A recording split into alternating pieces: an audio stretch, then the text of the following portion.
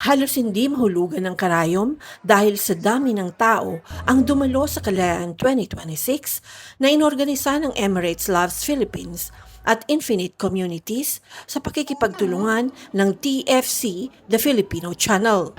What you see today is a beautiful melting pot of different Filipino talent, different Filipino cuisine, different Filipino music, and all aspects of the beautiful Filipino culture coming together. Ang Kalayaan 2026 ang pinakamalaking selebrasyon ng mga Pinoy para sa pagdiriwang ng ika-128 taon ng Araw ng Kalayaan. Ayon sa organizer, nasa mahigit 50,000 Pinoy ang dumalo at inaasahang dadami pa dahil sa dami ng mga programa. Kanina pumatak ng mga alas 10, we already had a footfall of 15,000. So alas 10 yun. So ang goal talaga is to surpass the 40,000 na nagkaroon tayo last year. So nakikita nyo naman talagang punong-puno din talaga. Tsaka people kept it coming. Naging panauhing pandangal si His Excellency Sheikh Nahyan bin Mubarak Al Nahyan, ang Minister of Tolerance and Coexistence ng UAE at ang mga opisyal ng Embahada ng Pilipinas sa pangunguna ni Ambassador Alfonso Ferdinand Ver. Nagdiriwang tayo ng kalayaan. Dito napapagdiriwang natin ang kalayaan natin to realize the freedom to realize our full potential and with the protection given by this country. Sabi nga kanina nung speech ni Sheikh Al Nahyan, parang siya yung nagpasalamat, di ba? I don't know if you were there. Pasalamat siya sa contribution natin. Ayon kay Sheikh Al Nahyan, ang tunay na lakas ng isang bansa ay nakikita hindi lamang sa panahon ng kasaganaan at pagdiriwang, kundi maging sa panahon ng walang katiyakan. We believe that when people of different cultures, faiths, and traditions live together in mutual respect, diversity becomes a source of strength. This conviction lies at the heart of the UAE's vision for its present and its future. Pinuri din ni Sheikh Al Nahyan si His Highness Sheikh Mohammed bin Zayed Al Nahyan, ang presidente ng UAE, at His Highness Sheikh Mohammed bin Rashid Al Maktoum, ang Vice President, Prime Minister at ruler ng Dubai dahil sa kanilang pamumuno. My dear friends, we are reminded today that the true strength of any nation is not measured only during times of prosperity and celebration. It is also revealed during periods of challenge and uncertainty. Our celebration of this year's Independence Day this year comes at a time of regional conflict and unprovoked Iranian aggression.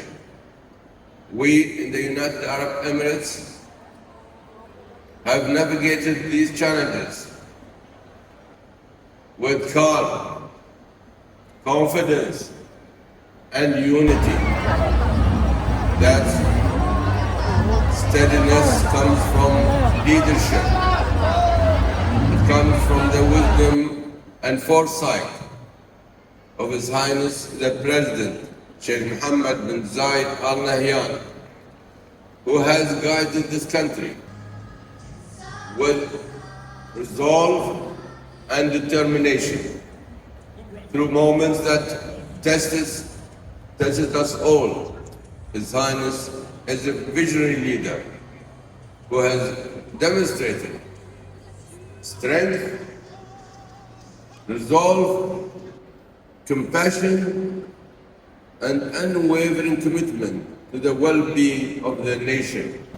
We are also grateful for the vision and leadership of His Highness Sheikh Mohammed bin Rashid Al Maktoum, Vice President, Prime Minister and ruler of Dubai, whose commitment to the UAE's future never wavers. Pinuri din ni Sheikh Al Nahyan ang kontribusyon ng mga Pinoy para sa ikauunlad ng United Arab Emirates.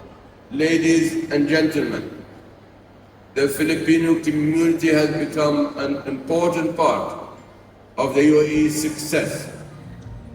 Through your contributions across every sector of society, you help strengthen our country and support its continued progress. I was genuinely moved by the contributions that members of your community made to our what the UAE means to you. Ayon naman kay Ambassador Ver, mas lalo pang ipakita ng mga Pinoy ang pagtulong at pakikiisa sa UAE. Sa mga panahon na masaya, lahat progressive and prosperous, andito tayo, nakinabang tayo.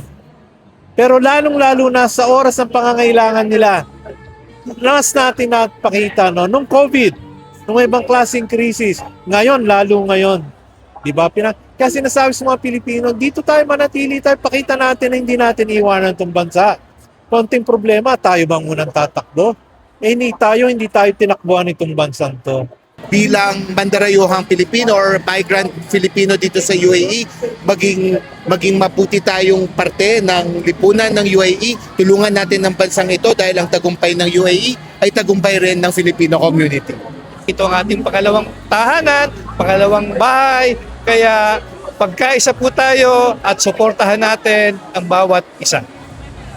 Nagmistulang piyesta naman ang buong Hall 1 and 2 ng World Trade Center dahil sa dami ng mga programa na inihanda ng mga organizers. Nakita ko dito talagang tinangkilik ng mga Pilipino at ang ating mga kababayan dito nagkakaisa.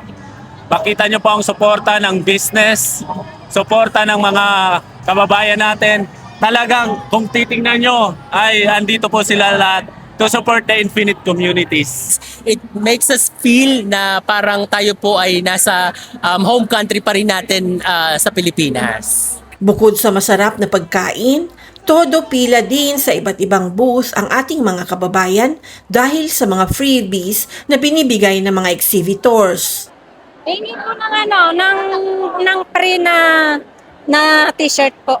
Magki-claim po. Apa. Magki-claim po kami. Ang pinaka masarap naming signature chicken dry chili, meron po kami dito ngayon. Siyempre, meron din kaming mga dim sum and mga spring rolls at marami pa pong iba. Honestly speaking po, sobrang ganda ng platform na to introduce our brand, to introduce our products. So we are here to represent our brand and products formulated in Japan. That's why we want to introduce our products here in Dubai. Isa sa mga ginagawa nito is kada produkto na binibili ng ating mga kababayan ay nakakatulong ito sa ating mga kababayan mismo na nagkatrabaho sa Pilipinas, di ba? Nagpasikat din ng iba't ibang grupo at mga eskwelahan sa kanilang dance at cultural presentations. Today we're going to be presenting a cultural dance from the Philippines. This is a Cordillera dance, which is Ragragsakan, Banga, Takiling, and also the Ngilin dance. This is originally from Cordillera Highlanders. Hindi rin nagpahuli sa kanilang special performance ang Pinoy P-pop boys na grupo na First One, ang Alamat, at nagpakitang gilas din ang singer at actress na si RC Munoz at P-pop girls na G22.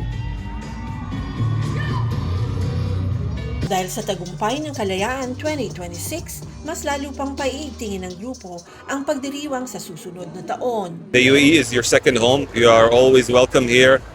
We are proud of your culture. We respect your culture. And your joy is our joy. And we always look forward to this day and all the future Independence Days that we have. And we look forward to celebrate it together with you. Ladies and gentlemen, I would like to take this opportunity para magpasalamat po sa Emirates Loves Philippines. Palakpakan naman po natin ang Emirates Loves Philippines dahil sa partnership na ibinibigay po nila sa ating kalayaan celebration. Napagyaman po natin ito. Mas napalaki po natin ito. Mas napaganda po natin ito. Happy Independence Day! Para sa The Pinoy News Channel, Sophie Taiko Soldevilla, Dubai.